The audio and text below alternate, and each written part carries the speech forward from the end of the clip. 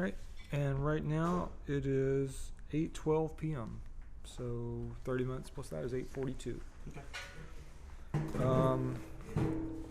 Phone is off.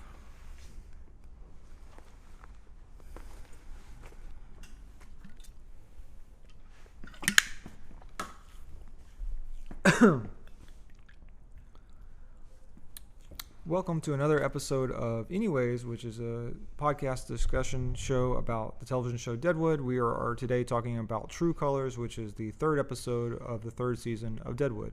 I'm Ben. Steven. It's also a Phil Collins song. I know it True as Colors? a Cyndi Lauper song. Show your Mm. true colors. That song.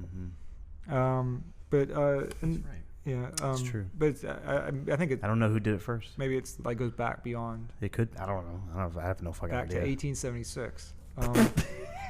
And I think it's important to note that I think this episode may be taking place. It's definitely not taking place in 1876. Maybe it's 77. But the first season I think was in 1876, and the second two seasons are like a year, maybe a little bit later. But Aunt Lou and Lynn Grish, the two characters who came to town. What's his name? Brian Cox. Brian Cox. OG Hannibal Lecter. He's been in a lot of good stuff. He's a great actor. Great He's stuff. Yeah. It's fun to see him talk. Yes, it is. And he just- Especially to play a thespian. Yeah. Oh, that's ridiculous. Yeah. Expansive. Yes. Yeah. Ridiculous. He's wearing white gloves, but he comes to And town. a cape. Yeah, he comes to town. Aunt Lou comes to town, and they, in real life, they were in town since 1876, since the start of our show. They were already big deals before the series really started. But they basically, Lynn Grish, like his theater, I think, was where the trial of Jack McCall was actually held. Oh. And he put on shows, I think, in the gym. The gym from before the time that we saw it had shows, and one of the names on one of the bills is Trixie. And it's like there's two references to Trixie. One is the anecdote that opens the series about somebody being shot in the head, that she shot in the head, and they were still talking. And then the other anecdote is the this that I've seen. I've never seen an official discussion of this, but there's like a bill for a theater performance at the gym, and one of the people on stage is going to be Trixie. And so the gym in real life had more theatrical stuff from its start, in addition to, I think, some real bad stuff, or some stuff that was notoriously bad. And so it was a mixture. And so belatedly, this show is getting around to these two figures who were big figures. But what did you guys think of the episode? Did you like it? Did you hate it? It was a lot to take in. I dug it. There's a few different things going on. And Mr. Wu and Blazanov return. Blazanov, I believe, from Chicago, and Wu from San Francisco.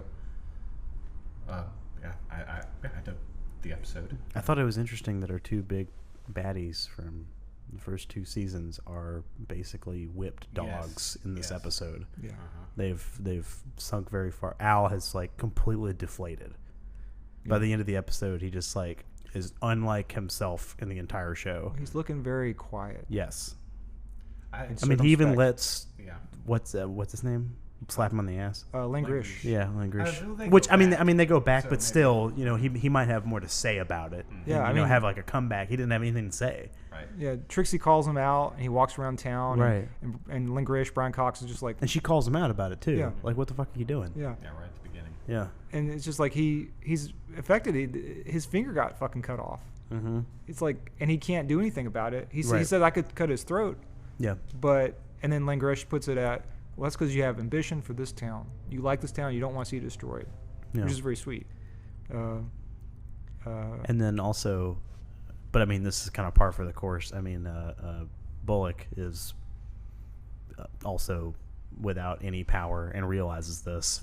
I guess finally. Well, he's got this plan. He's gonna Put him on toes. put, I'm gonna tell you what, you're on fucking notice, Sheriff. It's like, well, that worked out really fucking well. and he's got laws he's gonna put in place that are gonna get. I thought that was really interesting that Charlie was like, fucking laws is like, what, his laws is like, oh, that's all that's gonna fucking happen. Yeah. Right. And it's like, well, that's a great point. It's like, because he's the guy who wields all the power, so he's gonna write the fucking laws. Yeah, Hearst is very interesting because he's kind of abstract. I need to read a biography of Hearst because I'm not exactly sure how much is really taken by it. My general sense is that he's kind of like they took this concept of this guy who was evil mainly in real life, and that he was probably didn't really care about the lives of his workers. Yeah.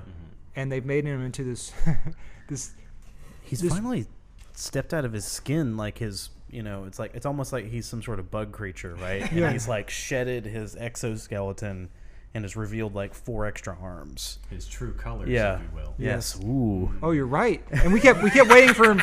You kept saying, you're like, say the color. But he only went to the boy the Earth the talks to this episode, which I thought was interesting. Yeah. But he to stay on Hurst, he's fuck, what was I gonna say? Creepy as fuck. No, I mean he reveals himself to be basically like Walcott. They're pretty much the same, because he talks about how when Bullock came in, I wanted to murder him, and it's like, and then when Mrs. Garrett Ellsworth, Mrs. Ellsworth came in, I wanted to rape her. It was like, what the fuck? Yeah. He seemed like a pretty like civil guy, even though he was when like he first saying, came to town. He usually would have a henchman cut off someone's finger, but like now he's like doing it himself. And he said that messes up my works. Like he can't do his business as well if he gives into those displeasures. But he mentions to what's her name, Aunt Lou, that this town's different or something, right? Doesn't he say this or something? I think he says that he hates camps. Because I remember camps. he's like you have to adjust yourself to others' stupidities. Right. Yeah, that's I mean, he says it a lot, but more Deadwoodian than sure, that. Sure. Again, I'm not as experienced. I've only watched this third season once before, and so like it's like all the different waves of language hit me. This is one of my favorite episodes. Why? I think so Why? far. Well, number one, Brian Cox is incredible. Yeah. So as soon as he walks in and is traipsing around in his cape, it is just a treat in every scene. But it's also nice because it throws Al off balance without literally like throwing him off of a fucking second story and fucking him up for episodes at a time. Like somebody finally knocked him off, and somebody finally knocked Cy Tolliver off his fucking high horse. Cy is isolated as ever. But that's another thing. I love the religious stuff with him comes to kind of like a head in this episode, where he's trying to still act like he, even in that moment where he's talking. Well, I guess we'll go through everything. He points at a Bible, and he's like talking to Hearst, and Hearst is like but even when Hearst like confronts him and basically like makes him say like, you don't have fucking anything on me, he's like acting like he's praying and stuff, and it's like, I don't know. There's just a lot of really good actory moments. Yeah, in he's this not. episode. He still is not maybe sincere in his biblical worship. No, he's not sincere at all. But he's just like he is. Yeah, he's still holding to the fiction. Sure. And what performance is that for? I don't know. Yeah. I mean, it's maybe to try to elicit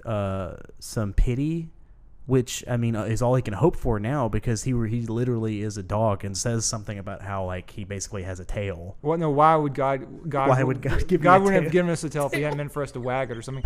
But he's like, it's so theatrical. He's always been this cartoony, villainous, but also disagreeably like vile space where he's like this over the top performance and this over the top dialogue and lines for him. But yeah, like you would think at one point he would have like a sympathetic quality, but no, it goes to this weird.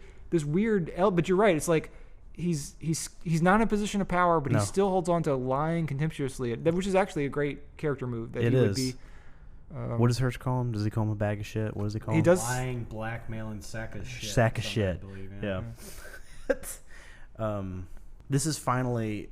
It feels like, I guess it's probably, this is Hearst's pinnacle point of the season or something, where everybody else is going to be below him and deflated and feels inferior to him and isn't in a position where they feel like they can fight back against him even. It's still abstract though, because Yeah. he doesn't seem that powerful. He seems like a dude who everybody thinks is powerful. But that's the thing. He doesn't seem that powerful, but the fact that everybody gives him this power is what's so interesting. Yeah, in the episodes. I mean, like I'm not gonna go up to Bill Gates and be like, "You're an asshole." Like no, but like in that moment when Bullock is in the room with him and says he puts him on notice, and then Hirsch says like, "I'm putting you on notice," and then just turns away from him and sits down in the chair. Bullock normally wouldn't care, and he would just go over there and beat the shit out of somebody true, or yeah. whatever, and he doesn't do it, and he just leaves. And it was like, there's so many times that people should have and could have killed him, and because of this level of like, I guess he feels unattainable because of his notoriety. Yeah, I mean, I feel like people give him a pass. He's probably unattainable because of his money, and he has a lot of Pinkertons in town. We see some like try to imitate the miners you were talking about. They set up one of his coworkers to stop kill the sheriff from just shooting him in the head right there. Who? The sheriff. I think the idea. I mean, they actually. I think they make a reference to it. Like, basically, the idea is that if you shoot like one of the most powerful men, he's got people around him who are going to kill you. I mean, that's great. And kill everything. That's great, but in the moment, why would Bullock care? He's never cared before. That's true. That is true.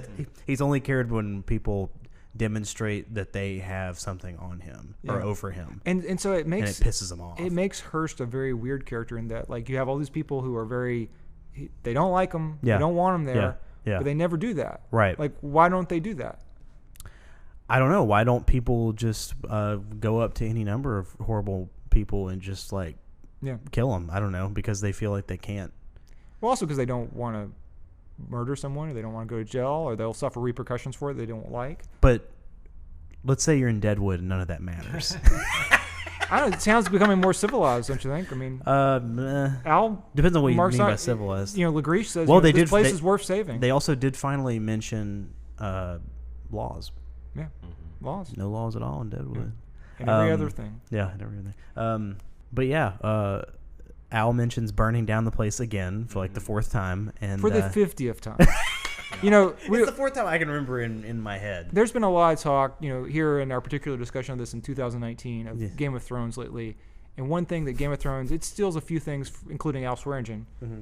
And one of the things it steals is characters repeatedly referring to burning things down, the locale where this. Well, it makes more sense it makes sense in both contexts, obviously. I mean, like literally there's a dragon in one of them, but then in the other one, the whole town's just a tinderbox that would go up very easily. But throughout the entire series so far, we've seen not just Al, but several people just be like, just burn it down. Burn it down. Fuck Al's this. like, I'm going to burn this whole place down. Like, it's always that. And but I mean, if you think about it, don't you have those thoughts too? I never want to burn down the city that I'm in. That seems too ambitious. No. Like, I can't. It's got a million people. I mean, do you mean about like? I mean, like Hearst and like. What? No. I mean, like when you start getting too in depth and thinking about like society and the world in which we live in, isn't there just sometimes that thought where you're just like, just burn it down and just fuck it? It's like it's all lost. Well, yeah, definitely, definitely that feeling. But it's more, you know, like. Well, but they can literally do it because it's so tiny. You know what I mean? Yeah. That's the difference. It's like they could just burn down that society and be done with it. Yeah. It's an existential thing that you can shrink down and make possible. That's true. Yeah, you can be like, you can call the apocalypse to happen. Yes. Of just striking a match. Yeah. And then you won't have to worry about any of this shit. No. It all goes away instantly. Yeah. And nobody would ever know. They would just be, there was a fire. Yeah. Horse kicked the lantern. Yeah, exactly. There's fires going inside the gym all the time. Yeah. I was gonna say, Steven, what did you think of Hearst? Like, in terms of him being invincible? Oh, I mean, it. Or like untouched.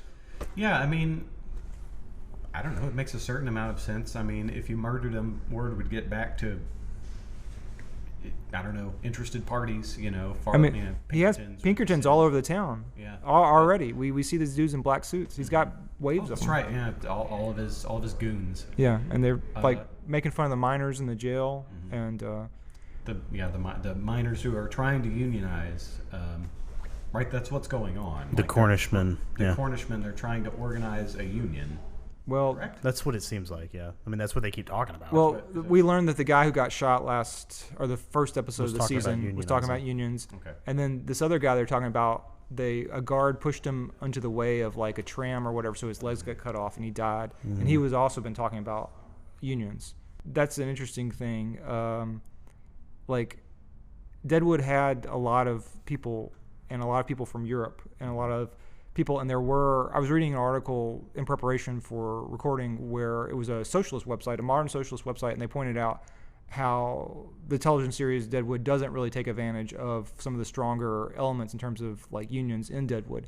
There is this plot line, but I mean, obviously the whole show is It's like, anti-capitalist. Yeah. Yeah, it's In a good way. anti-capital. Yeah, exactly. I mean, like, you don't have to be super pro-union to see the fact that, like, No. they need fucking unions. Yeah, here. they need some type of they need some sort of not organizing. to be murdered. Yeah. You know, Hearst just like people die in a mine. They get their legs cut off all the time. Happens quite often. Right. I mean, like 3 people control everything. Yeah. In the fucking town, and now it's more like 1. Yeah. So it's obviously preaching out against capitalism and oligarchies and all that shit. So yeah. How would you guys rate this as a Charlie Utter episode? I don't think we saw It's him. not nearly enough, but all of the moments were pretty great. You know. But I mean, like I mentioned the line earlier about him saying that the laws would basically be written by Hearst. I mean, that was like the most powerful Yeah, he got angry. line in the whole episode to me. Yeah. That was the most powerful line in the whole episode. Yeah.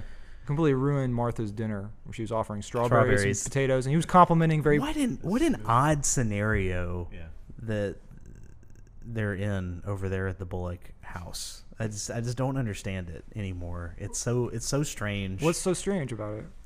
I mean, like I was saying while we were watching the episode, it's like I didn't think I would miss the days where Alma and Bullock were Making eyes at each other. we're like fucking around, and everybody was like, "Oh God." You used to complain constantly about how when are they gonna fuck? Is what you would say. I know, but then like now we're post the fucking and Right. and then now they're making eyes again. It's like, Jesus fuck, I thought we were over this. Well, no, Bullock and Alma had their third awkward stare in the thoroughfare. So they switched it with making eyes of infatuation with Fuck each other eyes. to just being like, I'm staring at you uncomfortably, and they just run away. And Right. it's the third time. Yeah, and then he goes back to Martha, and then they don't say anything, and then she offers strawberries. It's like, I don't know. Well, It's- I'd say it's that, a strange place there's to be in. Soul Star, Charlie Utter, and this is the most minor scene from this entire shit show. But it's like But Soul it's also Star. it's an important scene. Soul Star, Charlie Utter, Bullock, and Mrs. Bullock are eating dinner, and Bullock is just full of rage about how he wants to indict Hearst on like some law that he, like I mean, he's- basically, he would just love to shoot Hearst in the head and be Mm-hmm. done with it. I mean, that's what he honestly would love to do, yeah, and then as we all would. Soul Star is just like he immediately goes along with whatever his friend says, and just quietly tries to stir him away from anything bad. And then Charlie Utter's just like, this is idiotic. Yeah. And then she's just trying to have a fucking meal. Yeah, and we got to make sure these elections go off without a hitch. And he's like, well, how do you propose we do that? Yeah. And maybe her offering of strawberries is like pointing out like you're ruining my meal. Exactly. Let's get back to the food and let's stop talking about all this political shit because there's nothing we can do about any of Yeah, and this. she also looks concerned when he starts talking about like Hearst. Like Bullock is not. Because it's a way to get yourself killed. Yeah, Bullock is not thinking in a very strategic way. He makes fun of the idea of thinking about tactics, and he said tactics. He doesn't say tactics and strategy, but he uses the word tactics. And then Al's like, yeah, tactics are important. Yeah, exactly. Timing and tactics. Right. And Al's like, yeah. Yeah, and you don't understand any of it. Yeah. You're the guy that's always full frontal assault. Yeah. That's every strategy for Bullock is Yeah. full frontal assault. Yeah. And Al's over there, what does he say in that one episode about him strategizing? And I don't remember. I'm working on my flanking and maneuvers. My flanking and my strat. Yeah, something like that. Somebody's flanking maneuvers. My flanking maneuvers. Yeah. And he's sitting there picking his teeth. Yeah. But yeah, I mean, yeah, leave that shit to Al because if Bullock gets involved with it, the only way it's going to get solved is if he just kills somebody because that's the only way he solves anything. Yeah, I want to say something, but I guess I'm not gonna say. I don't know if Hearst is interesting. Yeah. And I don't know enough about him, but I do think that I'm not gonna say anything about it. I think it's okay. I think it's also interesting that what's her name? His cook, Aunt Lou. Aunt Lou. Aunt Lou Marchbanks, I think is her full name, her real name. She's from Tennessee, Oh really? Putnam County. She comes in and then talks about his dirty boots and stuff, and he immediately turns and he acknowledges this later to Alma that he turns into like a little boy. Yeah. But you see it before then when he's like putting up his his feet feet, like yeah. this, and then she's like pulling his fucking Yeah. boots off. Well, she's putting on a show of like, Right. I'm going to take care of you like you did when you were a kid. Right, And he's like exactly. totally in love with he it. loves that idea. Yeah. But we slowly over the course of the episode, they give her a little bit more looks of like when she's facing away from him, she's like, he sounds like a kind of psycho. Well, I know, and then at the and end- then it culminates in that scene in the Chinese alley, Yeah. where she's just like basically calling him a fucking idiot and Yeah, stuff, she's like making a reference to like nuggets coming out of his butt. I think like a badger or Yeah. something is like kicking out of his back as paws he, or something. Yeah, and she's also beaten all these dudes at Mahjong. And anyway, yeah, she comes into her own. It's a little bit. It's good to see her not just have to be the subservient character. It would be kind of uncomfortable. But And- that's the reason why he likes her, and he says that in Yeah. a later scene. But the scene that I was really grossed out by, where he's eating her food, and then sipping milk. and he's got this saucer of milk like a cat, and he's just like, Yeah. oh, it's so good, oh God, and he's talking about, he's basically trying to act like he's super progressive, and that he hates being in big cities because everybody's well, he may be ignorance- progressive. no, A he's little not. bit. He just no, he's- murders people. No, he's not. He says Workers and he says it later. The only people he likes are colored people and people that he can treat like dogs, or whatever the Yeah. fuck he White says. men that he can treat. It's That's white true. men that he can treat like dogs, because he only likes people who are subservient to him, Yes. and that's why he likes Aunt Lou. Yeah. And she knows that, and then at one point he's even like, I don't care who knows that you're living here and that I'm in here eating with you and all this stuff, and it's like, yeah, but she cares because crazy hoopleheads can come in there and like lose their shit and be like, I don't like that a black lady's living inside a house with a white man. This is Yeah. fucking nuts. And then they come in there and kill her. It's like, then it fucking matters to her. Yeah. Well, I mean, I feel like she's got a marriage of convenience with him. Like sure. she was like taking care of him when he was a kid. Yeah. And now he's like one of the richest people in the world. And it's just like she just needs to stay on her toes, Right. and not piss him off, and she's good. And just realize that he's ignorant Yeah. and stupid. And just put up her act, and she can she can and as continue. long, as long as making she stays bank- on her making bank. toes, then Yeah. she won't die, and Yeah. and she can make some decent money. Um, So while we're still talking about Hearst, though, when we talk about the scene with Alma. let's talk about Alma and Ellsworth, all their stuff. Oh, sure. Yeah, Jesus I mean, Christ. I feel like just like Hearst and Cy, Alma and Ellsworth are affected a little bit by like a theatrical nature of this episode. Like the big conflict is Ellsworth hates Hearst, and she wants to maybe sell her properties, her claim to Hearst. And and the doc is saying that the reason that she's acting so irrationally is because, as Trixie puts it, she's talking out of her pussy or something. I don't remember that, but Well, I feel like he. That's what used- she says. I feel like he used a big word that I didn't quite. It was catch, something but about that it labia. sounded labially. Or Yeah. something, Yeah. so then And then she's like talking out of her cunt or pussy or whatever she said. I don't remember. I forget. yeah, I wish I can look it caught up, that enough. but I mean, basically, he's saying that she's recovered from an operation and she has an excess of energy. Right. And he says that's like he sees that in people recovered patients where Sure. they'll think they're great. Yeah. And they'll go too fast and Right. try to recover too quickly and fall and hurt themselves. And Right. basically, he's afraid, and she really sort of does that with Hearst because she has like this kind of she thinks he's just a nice businessman. Right. And I think what I find so theatrical is that she doesn't listen to Ellsworth. And Ellsworth does not specify, look, that dude gets people killed all the time. He killed all my friends. Don't go hang out with him. And like, she's just like, he just says all this stuff like, you shouldn't go in there. Like, or you shouldn't, he keeps saying like. He does say that like he kills people. Yeah, but he doesn't say it, he doesn't speak as bluntly as Ellsworth often does. They speak kind of like in. That's true, but now they're married. Yeah. And so I guess maybe you talk differently to your wife. I think she's a little bit more prim and proper than she usually is, and Yeah. he's a little bit more folksy, like highfalutin language. Well, I mean, he's even dressed differently Yeah, yeah. now. He's like, I mean, he is kind of a different character in a lot of ways. But do you think he could but just it comes say- out yeah. once? It comes out when they meet. Yeah, first. yeah. I mean, he gets back to Ellsworth and the fucking crick. Yeah. right, he can't hold back. No. at all. No, I loved it. It was He, incredible. he starts Yeah. talking about like I'll not be insulted in my own room, sir. Then where shall we go to? Where shall I go to insult you, sir? well, he also like there's a moment where he like towards the end of that scene he like holds his arms together and then he's like, I see the bodies, like where he's cleared the room. He's clearing the room for the bodies, and it's just like, what, Ellsworth? Why are you giving like these weird like speeches about like your state of mind, like you're like a. He's seen some shit. He has seen some shit, but it's like, some shit. why can't he just like say, "Hey, Alma, that dude is, he's no good, Alma," and just say that. Does anybody ever say anything like that? I mean, in Deadwood, Ellsworth is a candidate. Everybody always beats around the bush. Ellsworth is a candidate, but for such a declaration. But Ellsworth has gotten roped into main plot lines now. He is not a side character that gets to just be like, flattered and hammered shit. He doesn't say shit like that anymore. He has become entangled in the main plot, and if you're entangled in the main plot, you have to beat around the bush. Yep.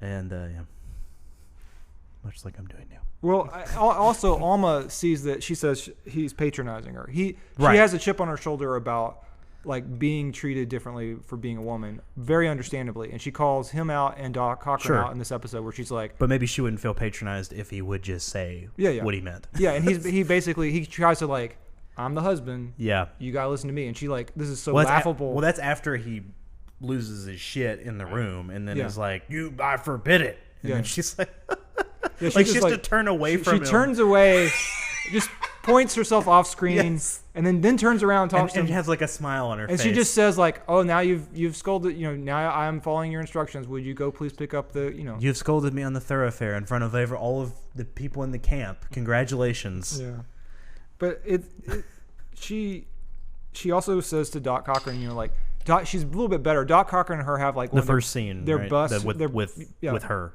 Yeah, Doc Cochran, she's going to get her checkup after getting over her miscarriage, Mm-hmm. and Doc Cochran basically says, I'm worried that you're exerting yourself too much, and then she clarifies and acts like really angry like she has in previous episodes, and then she's like, you're treating me as a patient, not as a woman. He clarifies, and then she's like, oh, everything's great, bye. One of her character flaws is that she does always think that everybody's patronizing her.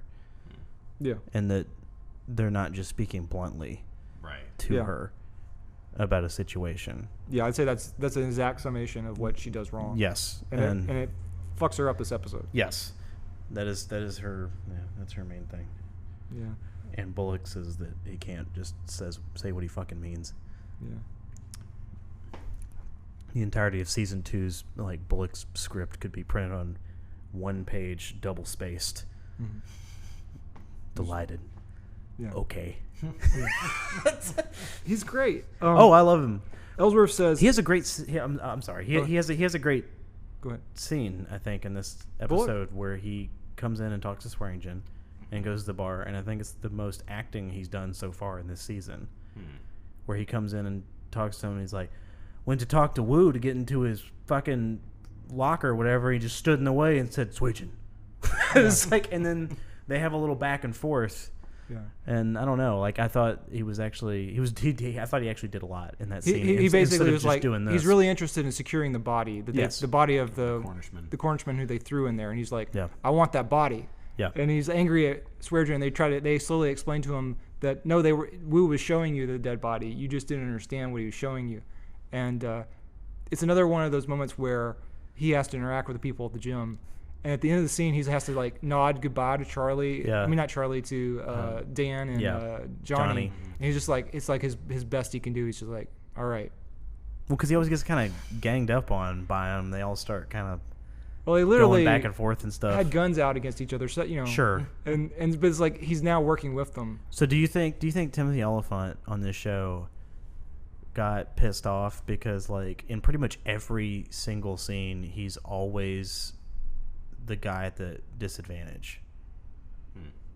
I mean, I think that again we were unless he's like talking to Saul or something. I mean, like, but no, even then, most of the time Saul has the moral high ground, and then he realizes and comes back later and apologizes. Well, he's always the Hulk. He's always trying to contain his temper, and he can never contain his temper. But I mean, like Al always fucking has one over on him. It's like Sai always has one. Anybody he fucking interacts with, even like even fucking Wu, who can say 3 words, has something over on him. You know what I mean? Well, like even other Timothy Oliphant roles, which like the ones in the movie Go or the one on Justified, he's more of a smart aleck. And he gets the last word. Sure. And in this one has a stick up his ass. I think he's literally told that he has a stick up his ass. And so like he can't. You're right. He always people are always making fun of his his inability. Oh, look, it's the sheriff. Yeah, It's yeah. like nobody believes that you can do anything.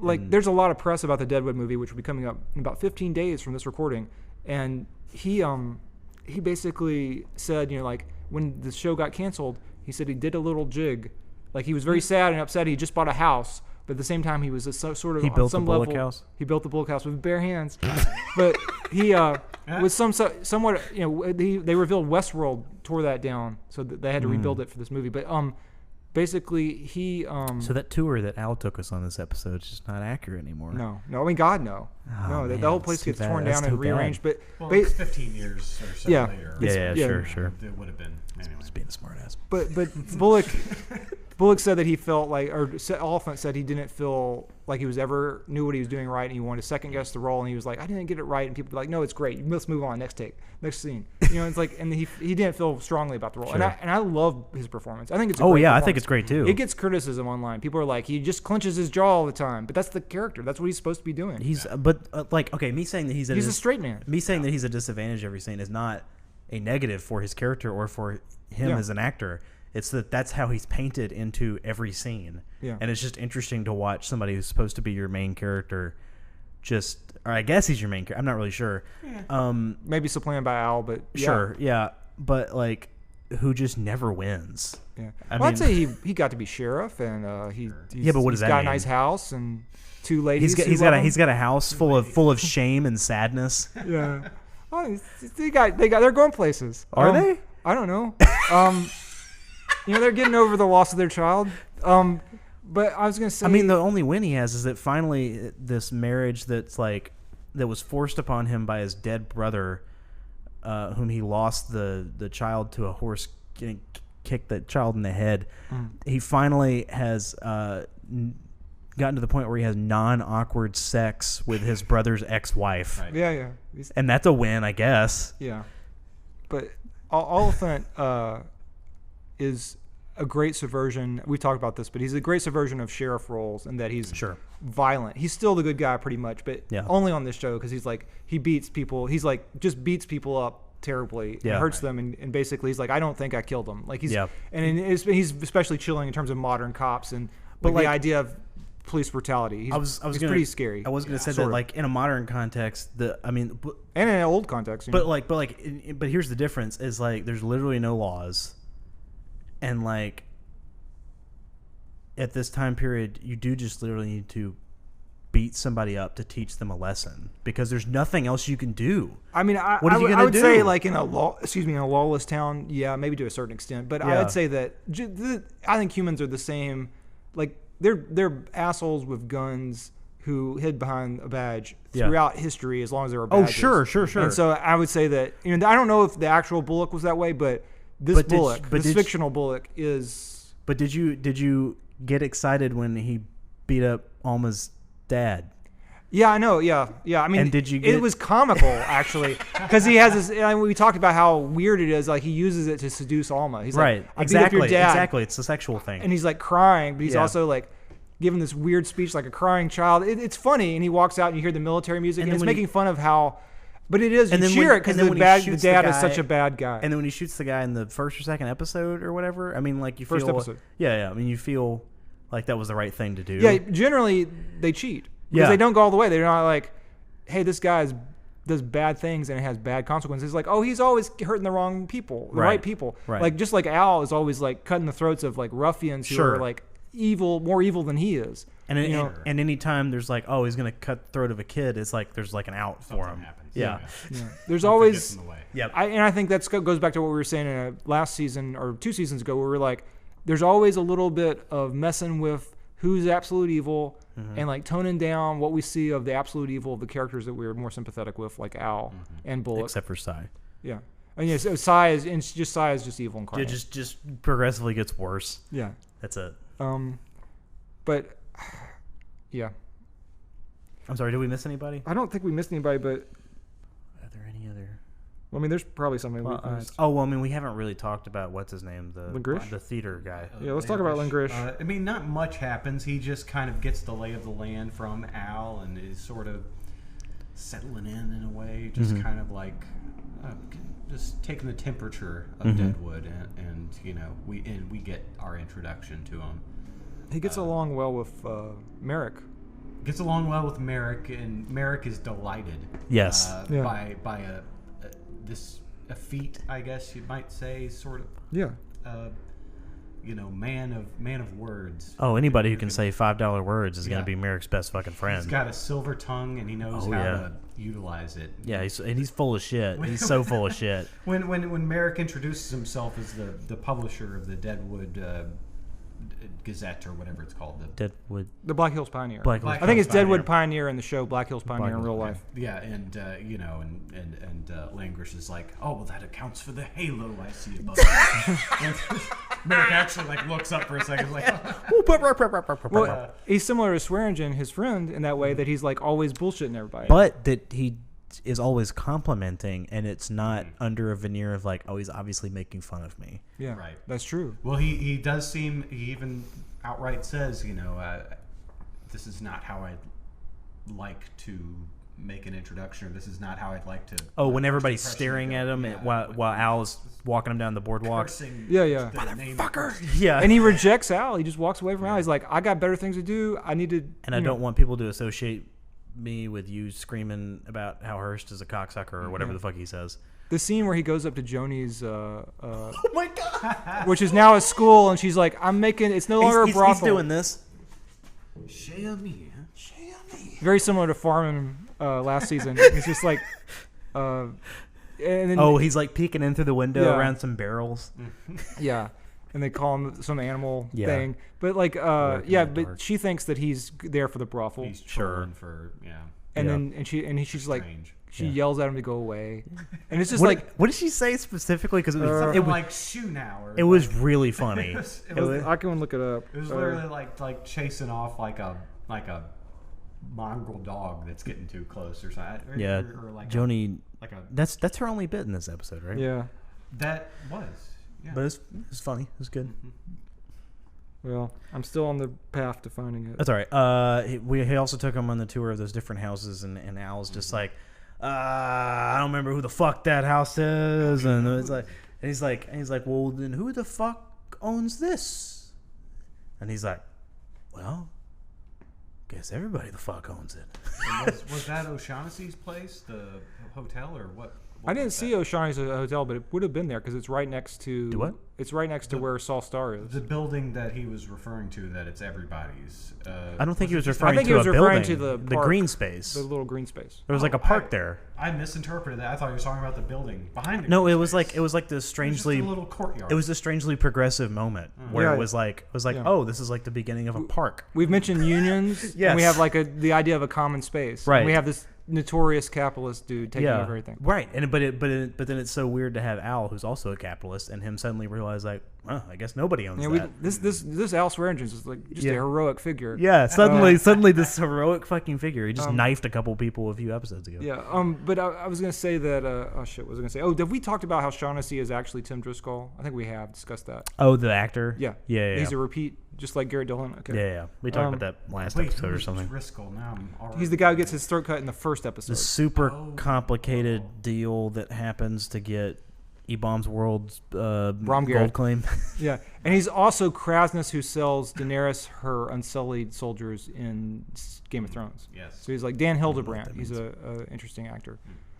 You're gonna have to explain that to me later. Yeah, it's eunuch slaves, warrior. Oh yeah, slaves. No, they're eunuchs in this. Yeah, he talks. Hearst talks about capons, and it upsets Alma. Oh right. And he's like, "Do you want to make me a capon by not selling me your claim fully?" Okay, so we didn't really get to, I guess, talk about that Alma scene that much. But so the deal that she sets forth that she's so happy and giddy to present him with, because she's done her research, and she even says forgive me if I basically show my ignorance for not knowing anything about any of this stuff. And then she's like, because I've done a lot of work into crafting this deal, and it's like 49% of my estate, and it was like, the minority share is like, and then in exchange for that, I get 5% of all your holdings in the hills, and it's like, and then you could take your mining and stuff or whatever through my my majority owned land, but only if it doesn't interfere with my mining operations. And his eyes are just like,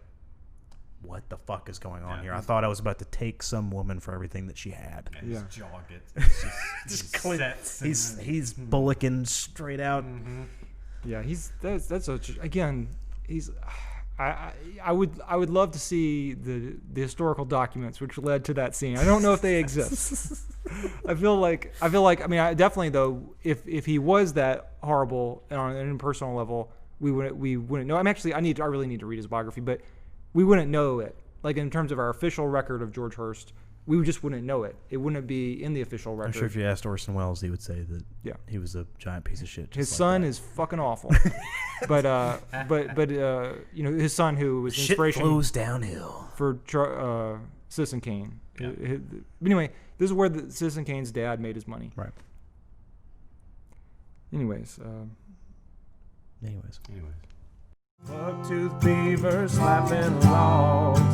You can't keep the gold from me.